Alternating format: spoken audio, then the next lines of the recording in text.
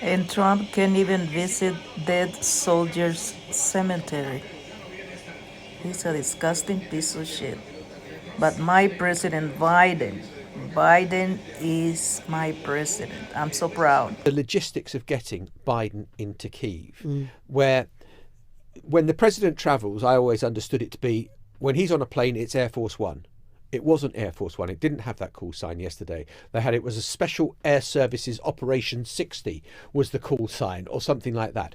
They didn't take any journalists with them. There is always a pool reporters who go on the trips when the president travels. And I know people who were due to be on the flight who weren't able to be on the flight.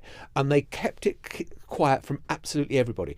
Normally, when the US president goes abroad, it takes about 1,000 people to get in there.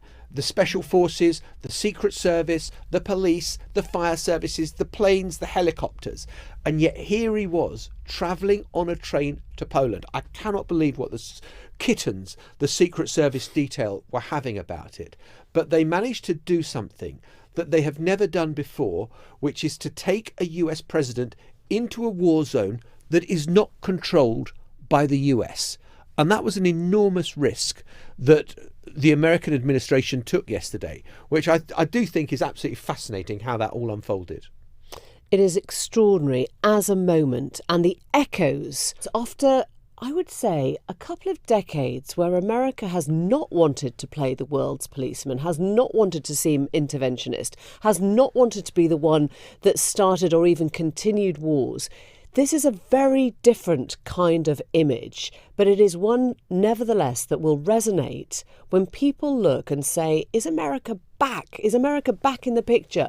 Saying we do believe in the values of democracy, saying we aren't scared to criticise autocracies. There is a bit of JFK, there is a little bit of Reagan probably, there is a bit of the kind of post-Cold War of like, yeah, actually, we are going to speak out now. We're going to say exactly what is going on here, because if we're not, how can we expect anyone else in the world to take that role?